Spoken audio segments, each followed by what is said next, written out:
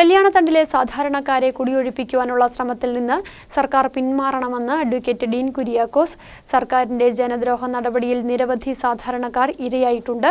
ഇതിനെതിരെ ഏതറ്റം വരെയും പോകുമെന്നും ഡീൻ കുര്യാക്കോസ് പറഞ്ഞു.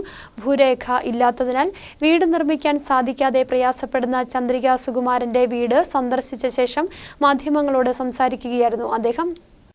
ലൈഫിൽ വീട് അനുവദിച്ചെങ്കിലും റവന്യൂ വകുപ്പ് രേഖകൾ നൽകാത്തതിനാൽ കല്യാണത്തണ്ടിൽ വീട് നിർമ്മിക്കാൻ സാധിക്കാതെ പ്രയാസപ്പെടുന്ന വിധവയും രോഗിയുമായ ഉറമ്പിൽ ചന്ദ്രിക സുകുമാരന്റെ ദുരവസ്ഥ മാധ്യമങ്ങൾ വാർത്തയാക്കിയിരുന്നു. അതിനൊപ്പം തന്നെ കല്യാണത്തണ്ട് മേഖലയിലെ റവന്യൂ വകുപ്പ് നടപടിയിൽ പ്രതിഷേധവും ആളിക്കത്തുകയാണ്. ഇതിന്റെ ഭാഗമായിട്ടാണ് ഇടുക്കി എം പി ഡീൻ കുര്യാക്കോസ് കല്യാണത്തണ്ട് മേഖലയിലെത്തിയത്. തുടർന്ന് ഇടിഞ്ഞു വീഴാറായ വീട്ടിൽ ജീവിതം തള്ളി നീക്കുന്ന ചന്ദ്രിക സുകുമാരന്റെ വീട്ടിലും എം പി എത്തി. സാധാരണ ജനങ്ങളെ ദുരന്തത്തിലാക്കുന്ന സർക്കാർ നടപടിക്കെതിരെ ഏതറ്റം വരെയും പോകുമെന്നും സർക്കാർ ജനദ്രോഹ നടപടിയുടെ ഇരയാണ് ചന്ദ്രിക സുകുമാരനെന്ന് എം പി പറഞ്ഞു.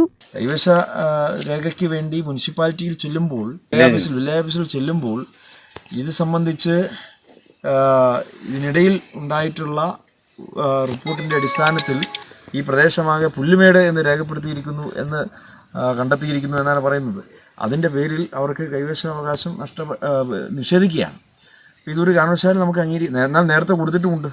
2020 അവർക്ക് കൈവശ അവകാശ രേഖ കൊടുക്കുകയും അതിൻ്റെ അടിസ്ഥാനത്തിൽ വേണമെങ്കിൽ വീട് പണിയാവുന്ന ഒരു സാഹചര്യം ഉണ്ടായിരുന്നു. പക്ഷേ ദൗർഭാഗ്യവശാൽ അന്ന് വീട് പണിയാൻ സാധിച്ചില്ല. 2022 ആകുമ്പോഴേക്കും വീട് അനുവദിക്കുന്ന ഒരു ഘട്ടത്തിലേക്ക് വന്നപ്പോൾ, അല്ലെങ്കിൽ വീട് പണിയാൻ വേണ്ടി തീരുമാനിക്കുന്ന ഘട്ടത്തിലേക്ക് വരുമ്പോൾ കൈവശ രേഖ കിട്ടുന്നുമില്ല.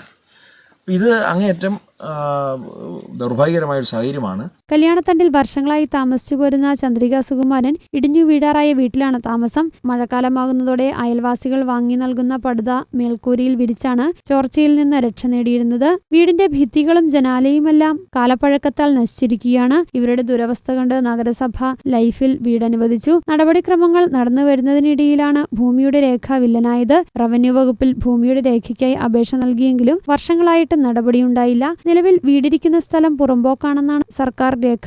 അതുകൊണ്ട് തന്നെ റവന്യൂ വകുപ്പിൽ നിന്ന് രേഖ ലഭിക്കുന്നുമില്ല. പട്ടയത്തിനായി പല പ്രാവശ്യം കളക്ടർ, മുഖ്യമന്ത്രി എന്നിവർക്ക് പരാതി നൽകിയെങ്കിലും നടപടിയുണ്ടായില്ല. ഇതോടൊപ്പമാണ് റവന്യൂ വകുപ്പ് കല്യാണത്തണ്ടിൽ ബോർഡ് സ്ഥാപിച്ച നടപടികളുമായി മുന്നോട്ടു പോകുന്നത്. ഇതോടെ ഇവിടെ നിന്ന് കുടിയിറങ്ങണമോ എന്ന ആശങ്കയിലാണ് ചന്ദ്രിക.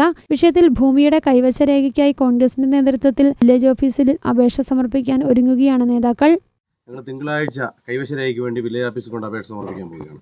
അപ്പോൾ ഈ ഗവൺമെൻറ് ഇപ്പോഴെടുത്ത നിലപാട് സംബന്ധിച്ച് ഒരു തീരുമാനം ഉണ്ടാകും. എന്തായാലും ഒരു വിഷയം ഉണ്ടാകുന്നതിന് LDFന്റെ ജില്ലാ നേതൃത്വം ഉൾപ്പെടെയുള്ളത് ഇവിടെ വന്ന് ആളുകളോട് അസന്നിഗ്ധമായി പ്രഖ്യാപിച്ചു. അതുപോലെ വകുപ്പ് മന്ത്രിയും പ്രഖ്യാപിച്ചിട്ടുണ്ട്. അപ്പോൾ ഞങ്ങൾ തിങ്കളാഴ്ച ചന്ദ്രിക ചേച്ചിക്ക് കൈവശരേഖ കിട്ടുന്നതിന് വേണ്ടിയിട്ട് വില്ലേജ് ഓഫീസിൽ അപേക്ഷ സമർപ്പിക്കാൻ ഞങ്ങൾ തീരുമാനിച്ചു. കല്യാണത്തണ്ടിലെ ഭൂപ്രശ്നത്തിൽ കൂടുതൽ സമരമുഖങ്ങളിലേക്ക് ഒരുങ്ങാനാണ് UDFന്റെ തീരുമാനം. കല്യാണത്തണ്ടിലും ചന്ദ്രിക സുകുമാരന്റെ വീട് സന്ദർശനത്തിലും MP ഡീൻ കുര്യാക്കോസിനൊപ്പം കോൺഗ്രസ് മണ്ഡലം president Siju Chakkammoottil, Prashanth Raju, Shaji Vellamakkal, Jose Muthanatt, AM Santhosh, Ruby Vezhampathottam, Jose Anakkallil, KS Sajeev, Noble Thomas, Biju Chakkumchira, PJ Babu, Arun Kappukattil, Roy Illikkamuri, Shaji Abraham എന്നിവരുമുണ്ടായിരുന്നു. News bureau, Kattappana.